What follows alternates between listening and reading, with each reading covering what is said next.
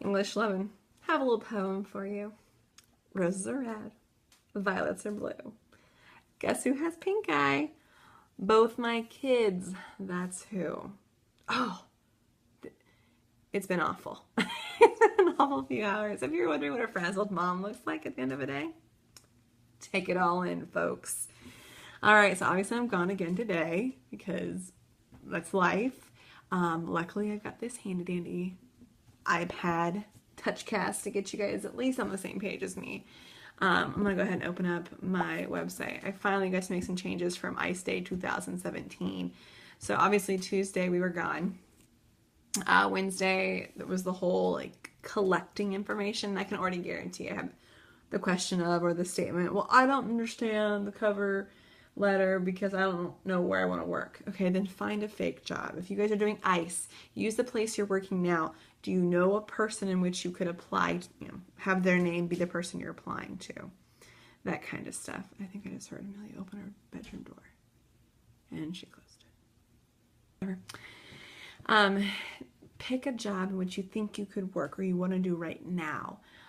So like if you look at pretzels, you can look online for actual job openings. That's probably the easiest thing to do because it lists a person of interest to like apply back to. So like when I found the job opening at Norwell, Mark Mish, Mr. Mish, was the person I was to apply to. So I'd be like, Mr. Mish, Norwell High School, that address, like that. That's what you're looking for. So you need to have that information at the top.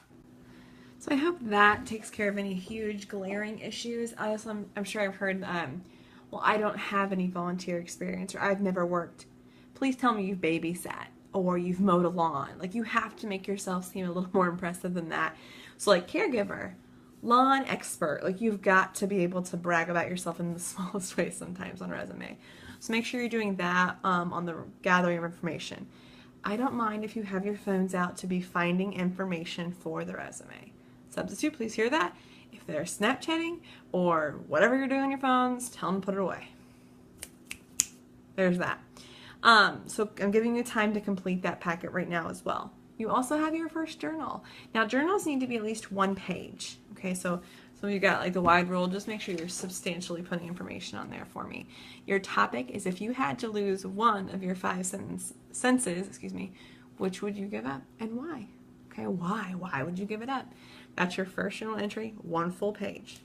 Okay, it doesn't have to be like hyphenated correctly or just thinking about it. Usually I give about 15 minutes to write it. Go for it. You may listen to music on your headphones if you would like. Okay. Now I also wanted to show you a couple of resumes that are mine, my old one and my newer one, to kind of see layout and the differences of what you're going to do. Now, a lot of you are going to find examples like this, like that. It's boring.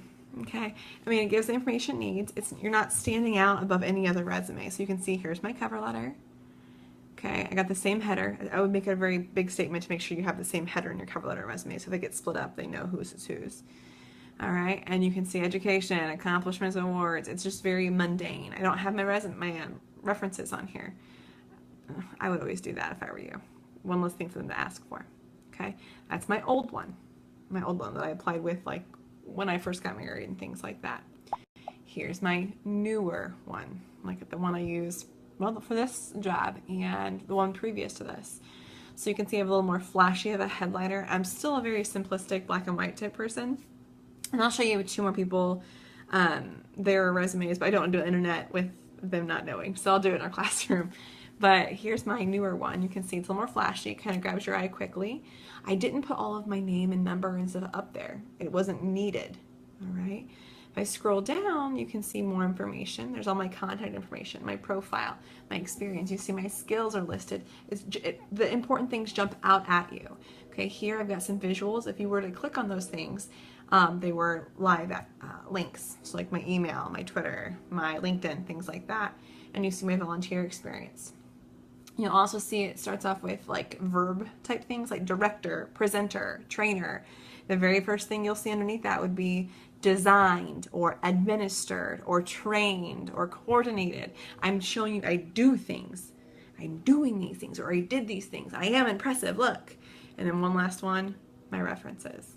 Okay, so that's what one should kind of look like now. So there you go.